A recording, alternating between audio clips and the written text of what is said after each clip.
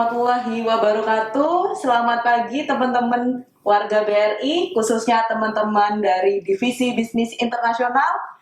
Perkenalkan, saya Audi dan tamu kebanggaan kita semua, ibu kita semua, yaitu Ibu Ida dari Kepala Divisi Bisnis Internasional. Nah, pagi ini kita akan bincang-bincang santai nih. Tapi sebelumnya, mungkin karena kita ini lagi masa PSBB ya Bu ya, kita lagi protokol kesehatan juga nih, pakai masker. Tapi karena kita sudah social distancing, nggak apa-apa nih Bu, kita buka masker nih, biar sama-sama nyaman aja nih Bu untuk ngobrolnya. Oke. Dan nggak lupa juga kita pakai hand sanitizer dulu Bu. Siap.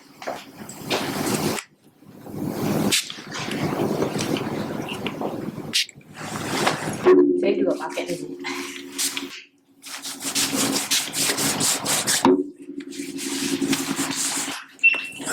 Oke, selanjutnya kita akan ngobrol-ngobrol santai nih Bu, terkait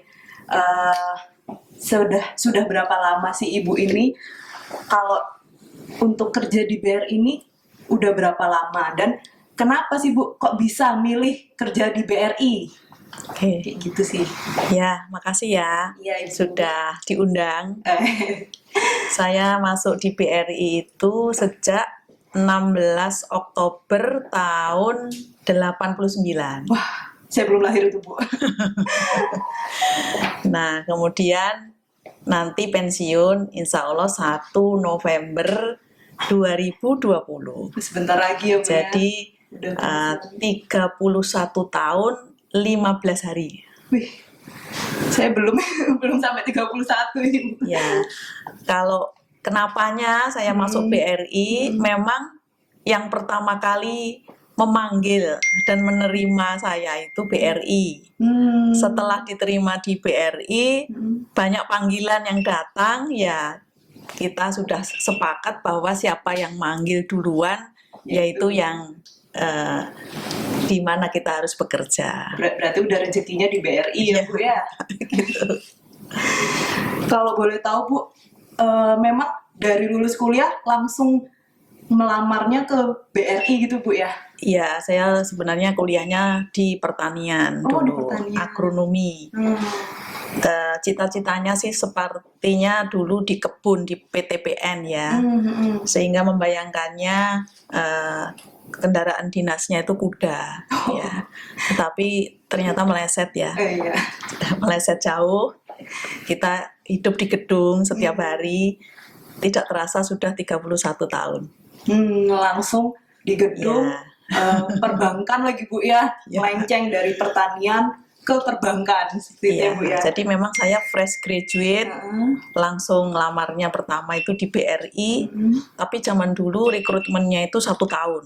Oh, lama Iya, ya Bu ya? lama. Jadi saya nunggu pengumuman itu sampai 7 tahap ya, lama sekali, sampai bulan Oktober baru diterima kita Samapta di Sukabumi. Wih, lama juga ya Bu ya, Iya, 1 iya. tahun prosesnya, kemudian untuk langsung masuk ke dunia BRI atau dunia perbankan ini selama 1 tahun.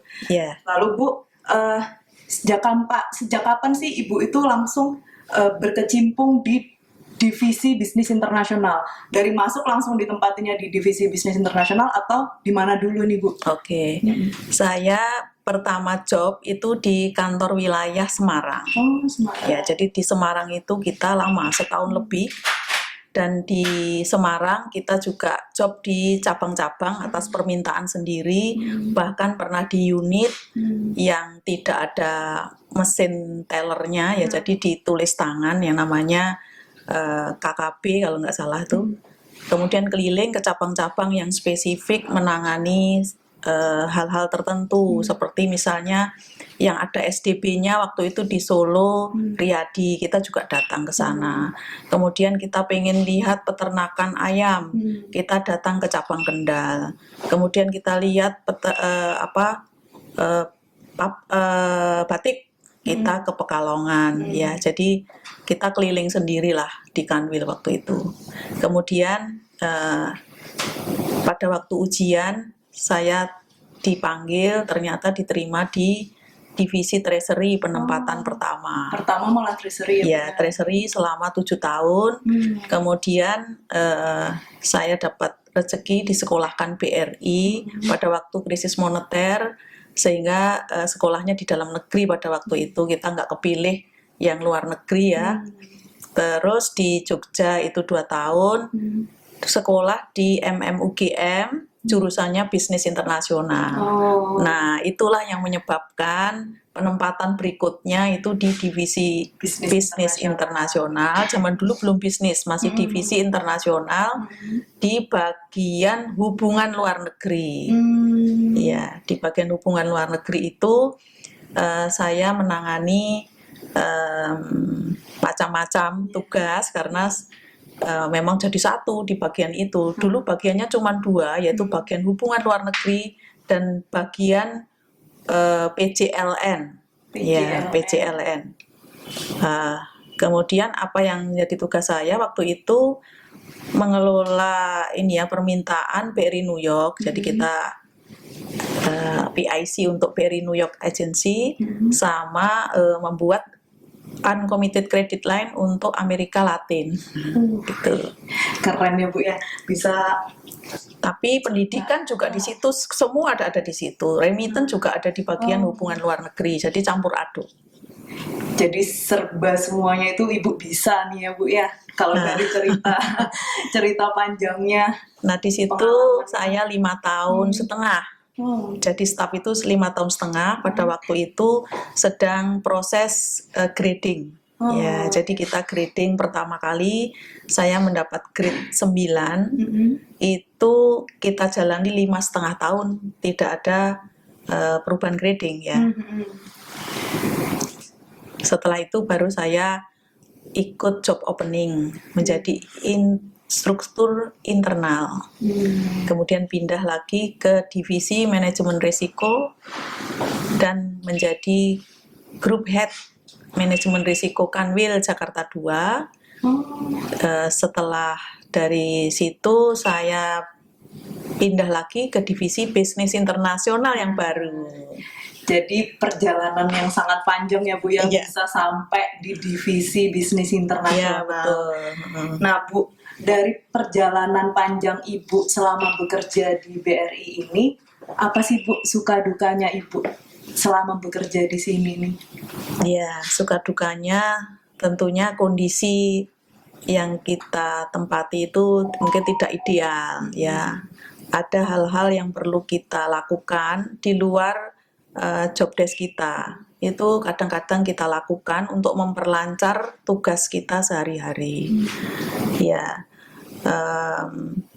Kemudian untungnya ya di divisi bisnis internasional itu timnya itu kompak ya kan, ya kompak. Kemudian banyak akal gitu ya. Banyak makan juga ya Bu ya. Banyak akal, kemudian cerdas ya.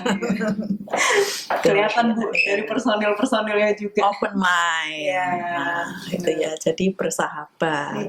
Kita sama-sama belajar. Jadi yang sangat berkesan waktu itu kita tidak punya spesialis di trade finance, kita belajar bersama-sama. Ya, jadi saya juga terjun ikut belajar bersama teman-teman yang lain dan kita lulus bersama-sama dan menikmati kelulusan itu bersama-sama. Wes, keren ya Bu ya, bisa sampai. Terus Bu, dukanya ini apa Bu? Dukanya kalau ada ini ya, ada kasus terkait dengan dulu trade finance itu banyak kasus ya, baik di cabang maupun di kantor pusat sendiri ya. Kita mesti terlibat karena kita product owner. Nah, itu kita harus memberikan solusi. Kalau misalnya ada cabang berantem, kita juga harus mengakurkan. Nah, itu yang jadi dukanya ya. Ya, apalagi kalau ada upaya-upaya fraud. Ya, kita mengenal sebagai LC atau standby LC yang bodong itu ya. Nah, itu menyita banyak waktu. Iya. Ya, Bener sih Bu, kalau untuk masalah kendala-kendala itu pasti panjang nanti apa namanya dalam pengerjaannya seperti itu ya Bu. iya. Jadi apa sih Bu yang akan dirindukan di divisi bisnis internasional ini? Kan habis ini Ibu mau pensiun gitu kan Bu ya. Dan hal yang paling wah pasti nanti ini yang akan dikangenin kayak gitu sih Bu.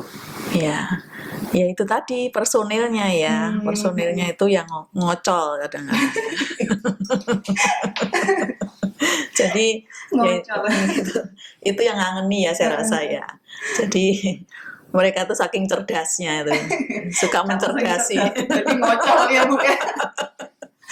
Yang ngerekam juga ketawa ya. Karena salah satunya juga ya Bu ya Mas. Salah satu pelaku yang Nah, iya. rekam. Terus Bu, untuk teman-teman yang ada di divisi bisnis internasional, apa sih Bu pesan-pesan yang ingin Ibu sampaikan kepada mereka? Ya tentunya dunianya sudah berubah ya. Zaman Iya. saya dulu sama sekarang itu sudah berubah sangat besar. Saya rasa teman-teman harus menyesuaikan dengan kondisi luar dan meresponnya, bahkan mengantisipasinya. Ya, kemudian jangan lupa selalu meningkatkan kompetensi. Setiap diri itu punya kompetensi yang ingin ditekuni, itu bisa dikembangkan. Jadi tidak hanya satu kompetensi, bisa beberapa. Itu bagus sekali. Karena kita itu tidak bisa mengharapkan sesuai dengan angan-angan kita itu ditempatkan di mana. Yeah. Suatu ketika kita harus terpaksa, tadinya terpaksa ya, tapi lama-lama suka biasanya begitu ya. Jadi harus open mind, ya open mind. Kalau ada perubahan itu juga harus diaccept, kemudian direspon dengan sebaik-baiknya. Itu saya rasa. Ada nggak sih Bu spesial pesan, kan anak-anak Ibu kan ada di berbagai macam bagian ya Bu ya, salah satu ada beberapa di MCR, FI, OCM, BLM, remittance, itu yang ingin Ibu sampaikan, maksudnya kayak ini loh pesan saya di pesan untuk masing-masing bagian seperti itu sih Bu. Oh ya. Ya secara umum Khususnya, saja ya sebenarnya sama ya, dimanapun kita berada itu pada dasarnya itu mirip, cuman case-nya berbeda. Jadi yang pertama itu kita itu harus care, ya jadi care. Dari hal yang paling kecil itu bisa nanti mencetak jiwa kita untuk menangani hal yang lebih besar. Contohnya misalnya ada tamu di depan, itu ya ditanya, jangan dibiarkan dia itu longak-longok gitu ya, lontang-lantung. Ada lampu menyala yang tidak digunakan dimatikan, ya. Kemudian nah itu mencetak ya, membuat jiwa kita itu terbiasa untuk merasa harus bertindak kalau ada sesuatu yang tidak benar. Nah, itu dimulainya dari hal-hal kecil seperti itu. Saya melihat kadang-kadang misalnya mau presentasi, kemudian lampu presentasinya itu viewernya nyala. Itu saya suka nengok di ruang rapat masih hidup aja, nggak dimatikan. Itu sebenarnya kayak hal kecil, tetapi sebenarnya itu merepresentasikan sifat care itu nggak ada gitu loh. Ya. Jadi memang harus belajar dari hal-hal yang kecil untuk bisa memperhatikan hal-hal yang besar ya. Jadi nanti di pekerjaan itu sehingga ini ada yang nggak beres, itu dicari tahu walaupun tidak diperintahkan gitu. Ya. Iya benar Bu. Lalu Bu, apa sih yang Ibu pikirkan atau terlintas di benak Ibu kalau misalnya dengar nih kata-kata divisi bisnis internasional? Ya, Ya, saya akan membayangkan pertama teman-teman kita yang di divisi bisnis internasional itu ya, yang pinter-pinter, ugal-ugalan ya, terus cerdas dan mencerdasi. Iya. Ada kata-kata cerdas dan mencerdas. Lalu Bu, apa sih yang terlintas di benak Ibu kalau misalnya dengar kata-kata divisi bisnis internasional? Oke, mungkin yang pertama terlintas ya teman-teman yang ada di dalamnya ya. Jadi orang-orang yang pinter, bahasa Inggrisnya bagus, Nah. cerdas, Iya. banyak akal, Nah. kadang-kadang ngakalin. Banyak akal dan ngakalin ya Bu ya. Kemudian pekerjaannya yang beragam, mulai dari banknotes ada, remitansi ada, kemudian corresponding banking, kemudian unit kerja luar negeri, kemudian membuat analisa kredit line. Ya, jadi sangat lengkap sebenarnya kalau mau mendalami. Kemudian rolling antar bagian itu jangan menjadi sesuatu yang tabu. Jadi biasa saja belajar apa untuk melengkapi ya, melengkapi pengetahuan kita. Karena nanti semakin tinggi jenjang kita itu dituntut menjadi generalis ya, jadi spesialis awalnya kita punya spesialis, tetapi pada suatu tahap tertentu kita harus menjadi generalis dan itu harus punya wawasan yang cukup ya. Jadi semasa masih staff itu saya rasa lebih baik banyak belajar. Iya. Ya, karena kalau sudah tua nanti ingatannya juga semakin terbatas, kesibukannya juga semakin banyak gitu. Nah, banyak yang dipikirin juga ya Bu ya. Ya, banyak yang dipikirin. Nah, itu tadi wawancara singkat dan ngobrol-ngobrol santai bersama Ibu Ida. Dan mohon maaf Bu kalau misalnya selama ngobrol-ngobrol ini saya ada salah kata yang disengaja ataupun tidak, dan semoga